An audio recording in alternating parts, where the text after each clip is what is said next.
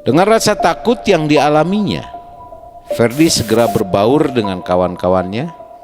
Lalu dia berbisik ke temannya yang bernama Bambang, yang memang saat itu sholat bareng dengan Ferdi.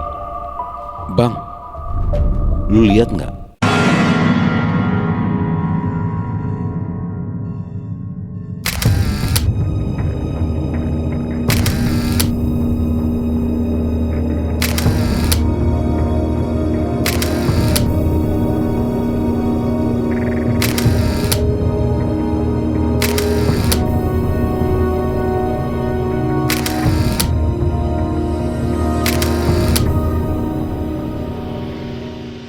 Selamat malam Sobat Malam Mencekam, semoga tetap sehat dan selalu semangat. Jumpa lagi dengan saya di sini Yudi yang akan mengawal cerita horor dan mencekam. Dan tentunya di sini di channel Malam Mencekam. Cerita kali ini adalah cerita pendakian Gunung Cikuray. Cerita pendakian ini dikirim melalui email oleh Bapak Ferdi yang melakukan pendakian bersama 3 orang teman lainnya saat itu. Terima kasih sudah menonton video ini. Jangan lupa untuk tetap dukung dengan like, komen, dan share. Serta jangan lupa juga untuk subscribe dan nyalakan loncengnya. Baiklah, ini ceritanya.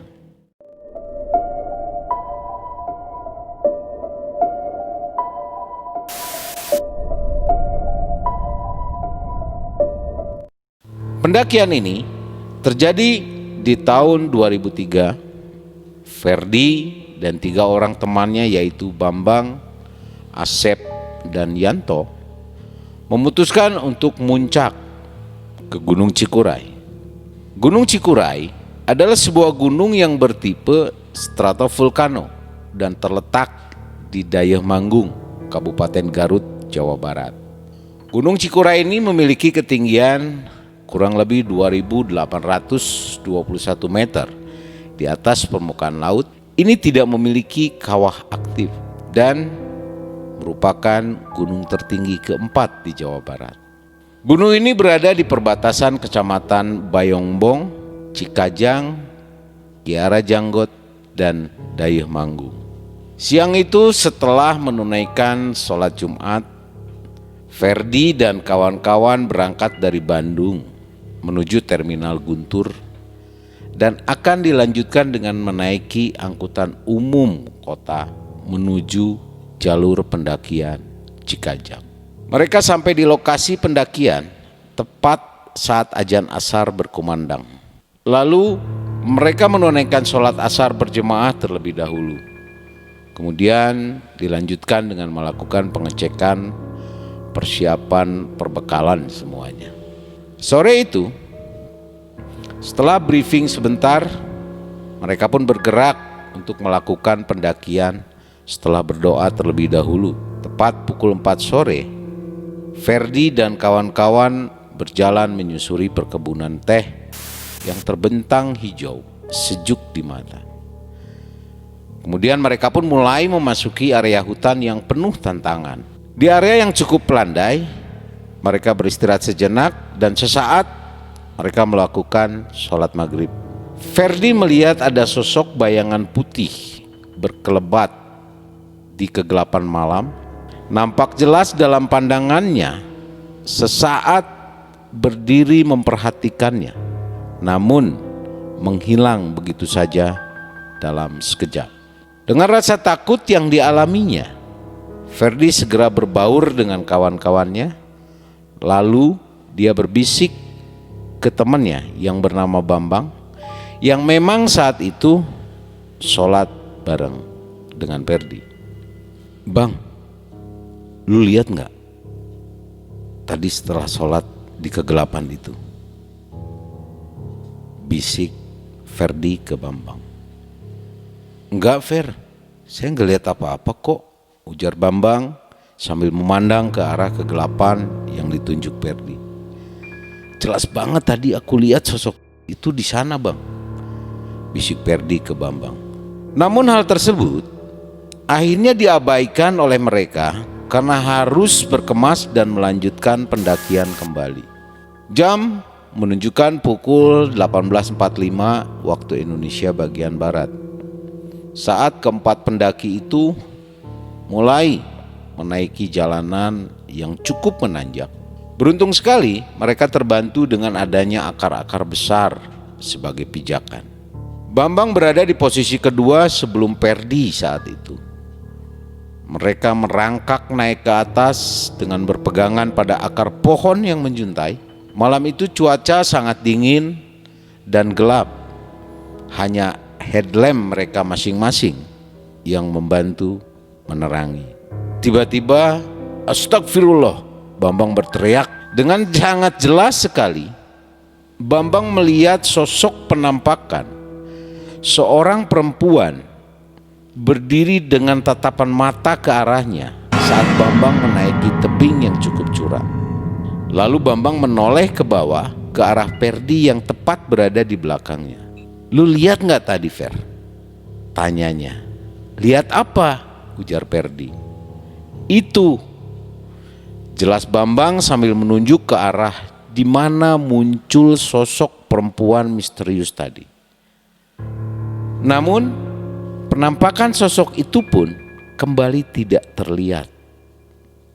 Hal ini membuat Bambang merasa heran dan rasa takut pun menyerang batinnya. Dia terus melanjutkan pendakiannya sambil berdoa dalam hati. Jam menunjukkan kurang lebih pukul 21.15 waktu Indonesia bagian Barat.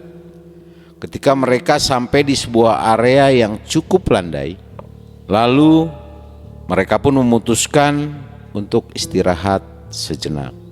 Dan di area tersebut mereka berbagi tugas saat itu.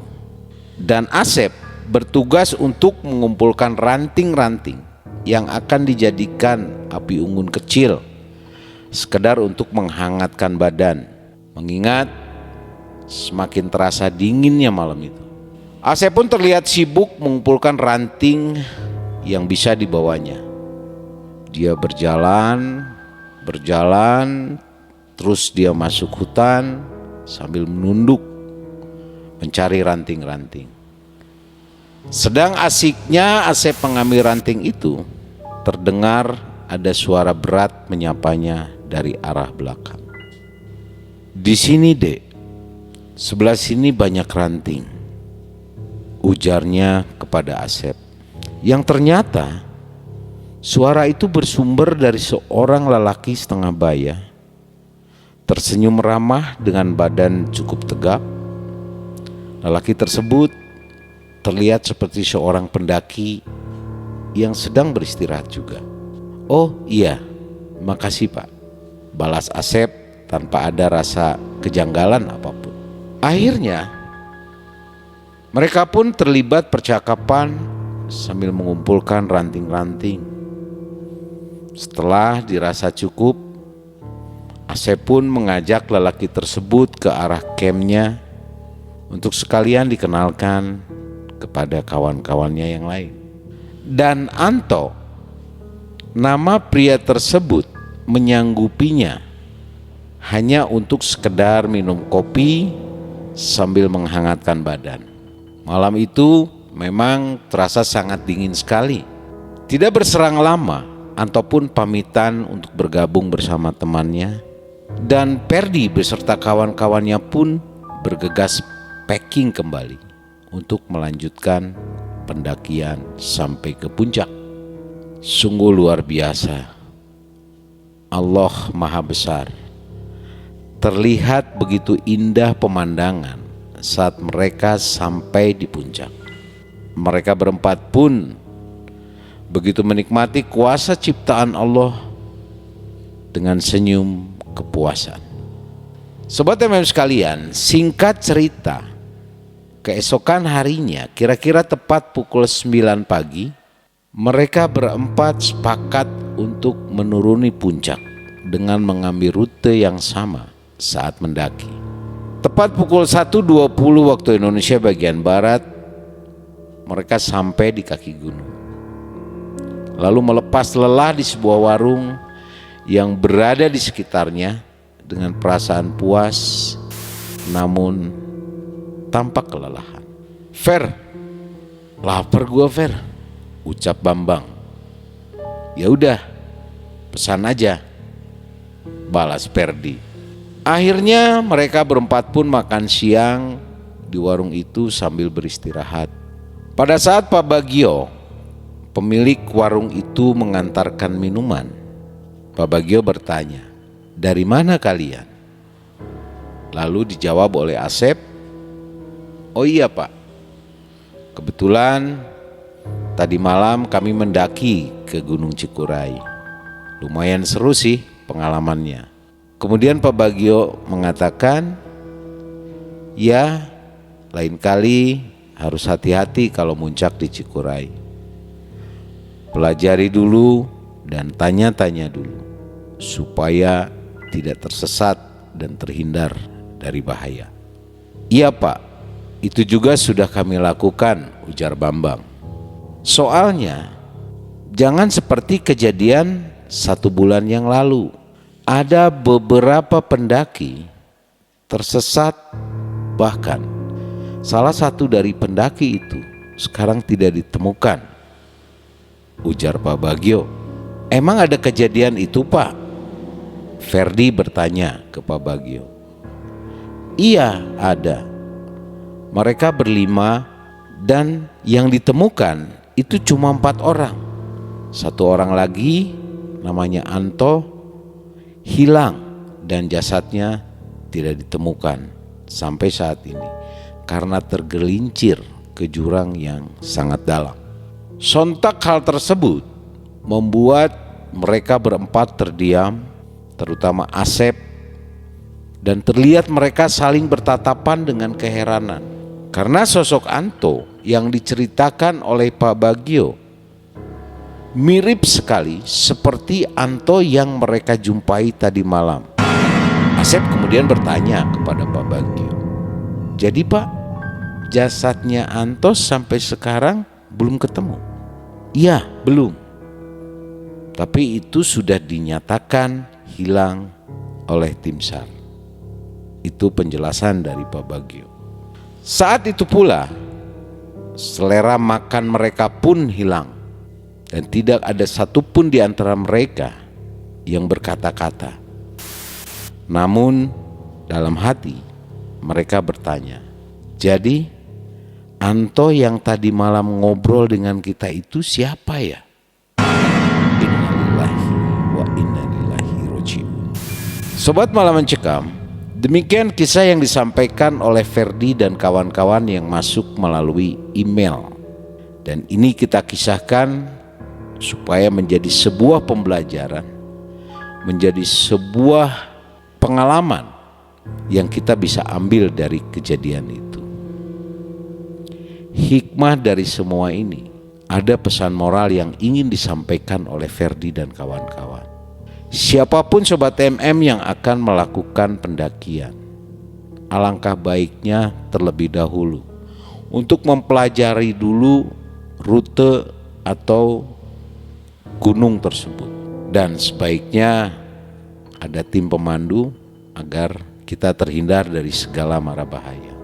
Dan jangan lupa untuk selalu melibatkan Allah Subhanahu wa Ta'ala pada saat kita melakukan aktivitas apapun, termasuk pendakian ke gunung, karena kita tidak tahu apa yang akan terjadi. Demikian Sobat MM sekalian, ini kisah yang disampaikan mudah-mudahan bisa memberikan sebuah pembelajaran.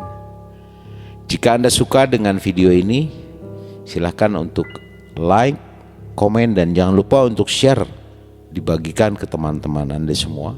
Dan dukung kami terus dengan menekan tombol subscribe dan menyalakan loncengnya, agar Sobat MM sekalian tidak ketinggalan dengan cerita-cerita yang akan kami sampaikan berikutnya.